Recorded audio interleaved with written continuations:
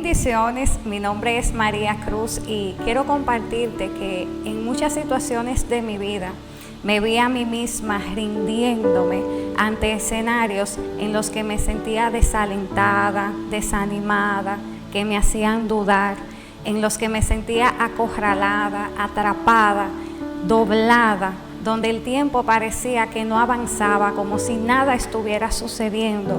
Mientras esto sucedía, yo permitía que todas las emociones que se desprendían de esta forma de responder ante mis procesos de crisis vinieran y gobernaran y dirigieran mi vida. Y esta permisidad se iba dando mientras que a la vez yo decía que estaba dependiendo y confiando en Dios. Una de las principales razones por las que hacemos esto es porque no hemos entendido lo que significa que Dios tiene el control de tu vida. Así que en este tiempo quiero compartir contigo bajo el tema confianza inconmovible. Y vamos a estar viendo 4 puntos. 2 de ellos se centran en Dios y 2 de ellos en formas de responder ante la crisis. El primer punto es entendiendo su naturaleza.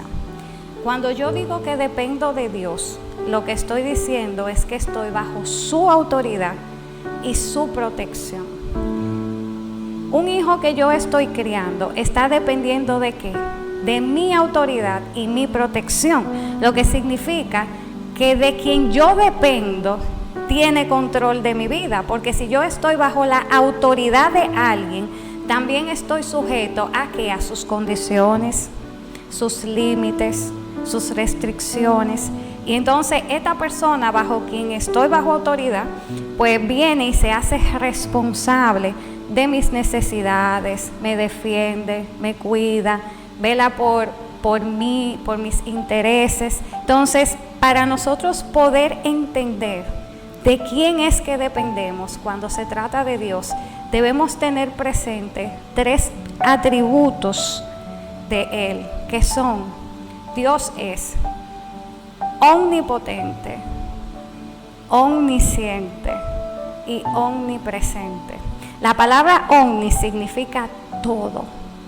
Y este todo no es cualquier todo, es la capacidad máxima, lo más alto, ya no hay más nada por encima de allí.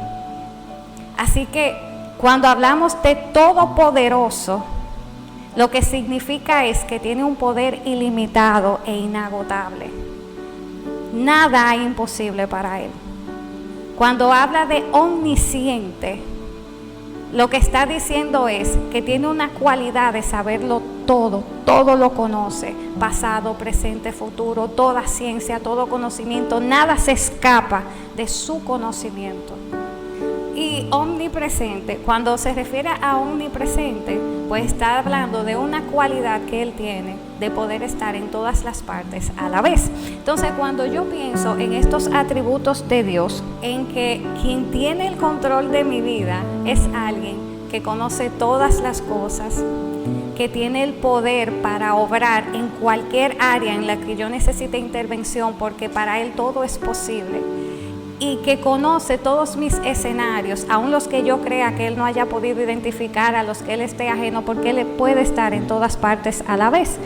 Y encima de eso también me creo, es decir, que conoce mi corazón, conoce los detalles de mi vida, mi pasado, lo que estoy viviendo en el presente, cómo va a ser mi futuro. ¿Cómo yo no voy a poder descansar en alguien con este dominio tan poderoso? Todavía no hemos visto el rapto de la iglesia y ya el Apocalipsis está escrito. Ya sabemos cómo va a ser el final de los tiempos, cómo va a ser el gobierno de los 1000 años de Jesucristo, qué va a pasar con quién, cómo va a ser la vida en la nueva tierra. Por esto, el salmista decía en el capítulo 46, versículo del 1 al 2, Dios es nuestro amparo y fortaleza, nuestro pronto auxilio en las tribulaciones.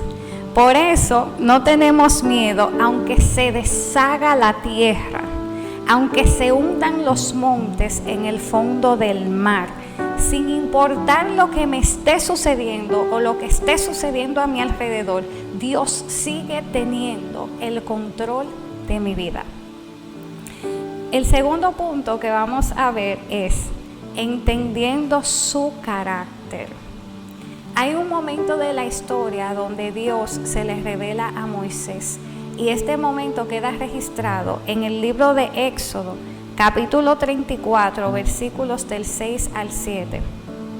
Y dice: y pasando Jehová por delante de él, de Moisés, proclamó: Jehová, Jehová, fuerte, misericordioso y piadoso, tardo para la ira y grande en misericordia y verdad, que guarda misericordia a millares, que perdona la iniquidad, la rebelión y el pecado, y que de ningún modo tendrá por inocente al malvado, que visita la iniquidad de los padres sobre los hijos y sobre los hijos de los hijos hasta la tercera y cuarta generación.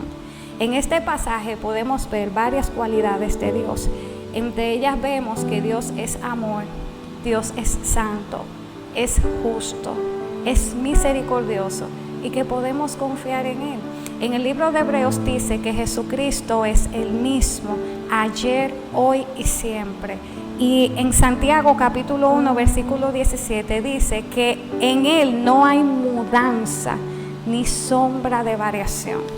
Entonces, ¿cómo yo no voy a depender de alguien que tiene un carácter como este? Que si me dijo que va a cuidar de mí, lo hará. Que si me dijo que me va a entregar algo o me prometió algo, lo va a cumplir. Que si hay algo que yo le he pedido y no me ha querido entregar, es porque eso no va a bendecir mi vida. El próximo punto que vamos a ver ya está ligado a la forma de responder ante la crisis. Y es: preocuparse es una pérdida de tiempo. Cuando vemos los atributos de Dios, cuando vemos cómo es su carácter, entonces el mismo Jesús ahora viene y añade en el libro de Mateo capítulo 6 versículo 25: por lo tanto, yo les digo, no se preocupen por lo que han de comer o beber para vivir, ni por la ropa que necesitan para el cuerpo. No vale la vida más que la comida y el cuerpo más que la ropa. Miren las aves que vuelan por el aire, no siembran, ni cosechan, ni guardan la cosecha en graneros. Sin embargo, el Padre de ustedes, que está en el cielo, les da de comer. Y ustedes valen más que las aves. Y en Primera de Pedro, capítulo 5, versículo 7, dice: echando toda vuestra ansiedad sobre Él, porque Él tiene cuidado de vosotros. Entonces, cuando nosotros nos preocupamos, lo que hacemos es ofender a Dios. Es como diciéndole a Dios: es que tú no sabes lo que a mí me pasó ayer. Es que tú no sabes qué es lo que me viene ahora a partir de mañana. Es que tú no tienes la capacidad para resolverme los problemas míos. Y esa no es la actitud de alguien que depende y confía en Dios. Así que cuando tú te sientas arropado por el afán de esta vida, cuando parezca que hay momentos en los que Dios no está ahí, como que no se está sintiendo en lo que yo estoy manejando, siempre ten presente que Dios sigue siendo Dios y Él sigue sentado en su trono. Él sigue obrando y Él sigue teniendo el control de tu vida, si no, no fuera Dios. El próximo punto que vamos a ver es la respuesta de Job. De Job aprendemos que podemos entrar en un proceso como creyentes sin maldecir a Dios, sin atribuirle despropósito alguno, confiados en que Él puede redimirnos, como llegó a decir Job: yo sé que mi Redentor vive. Y aún así, en medio del proceso, perder la perspectiva de quién es el que me entró en el proceso. Y esta pérdida de perspectiva se va dando de una manera muy sutil, que nosotros ni cuenta nos damos. Y comienza a darse cuando permito que entre la queja. Tú me puedes decir: pero María, Quejarse en medio de una situación como la que Job estaba viviendo es natural. Eso fue un proceso muy duro lo que este hombre estaba manejando. Pero el problema no fue que Job de vez en cuando se quejara de su situación o se sintiera desanimado, sino el tiempo que Job comenzó a invertir en la queja. Job comenzó a hacer de la queja un estilo de vida. Y aunque pareciera que él no se estaba quejando de Dios, en realidad sí lo estaba haciendo. Porque si Dios tiene el control de tu vida y Dios te mete en un proceso y yo me quejo del proceso, también me estoy quejando ¿de quién? Del que me entró en el proceso.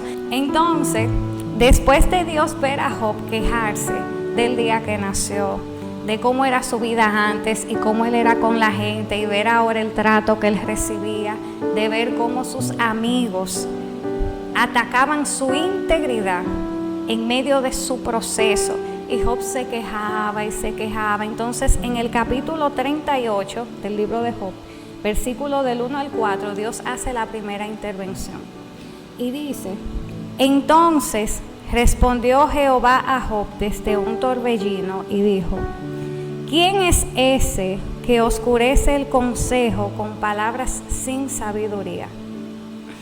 Ahora ciñe como varón tus lomos, yo te preguntaré y tú me contestarás. ¿Dónde estabas tú cuando yo fundaba la tierra? Házmelo saber si tienes inteligencia. Dios viene, a lo largo del capítulo 38, Dios comienza a mostrarle a Job de su poder y grandeza a través de algo que Job pudiera entender que era la misma creación. Entonces él viene a hacer este proceso de aterrizaje en Job, de que no fue cualquiera que lo entró en el proceso. El que lo entró en ese proceso fue el que fundó la tierra. Y en el capítulo 40, versículos del 1 al 14, continuamos con esta historia. Dice: además respondió Jehová a Job y dijo: es sabiduría contender con el omnipotente. Es decir, es sabio cuestionar al Todopoderoso. Porque en este momento, cuando le dice es sabiduría contender con Él, lo que menciona es un atributo suyo, pero no un atributo cualquiera, el Todopoderoso. Y añade: el que disputa con Dios, responda a esto. Entonces respondió Job a Jehová y dijo: he aquí que yo soy vil, ¿qué te responderé? Mi mano pongo sobre mi boca. Una vez hablé, mas no responderé. Aún 2 veces, mas no volveré a hablar. Respondió Jehová a Job desde el torbellino y dijo: cíñete ahora como varón tus lomos, yo te preguntaré y tú me responderás. ¿Invalidarás tú también mi juicio? ¿Me condenarás a mí para justificarte tú?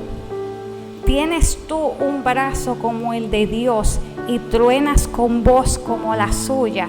O sea, Job, tú estás queriendo decir que yo no estoy siendo justo, que lo que tú estás viviendo no es justo, que yo no puedo entender lo que tú estás atravesando y aún así seguir siendo justo.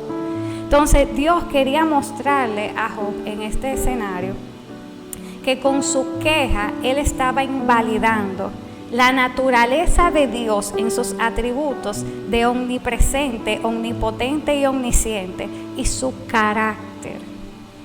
Y vemos aquí en el capítulo 42, versículos del 1 al 6, que ya luego de Job haber vivido todas estas experiencias donde Dios le hace entender a Job quién es él, quién es el que permitió este proceso en su vida, Job dice: yo conozco que todo lo puedes, pero lo conoció ahora.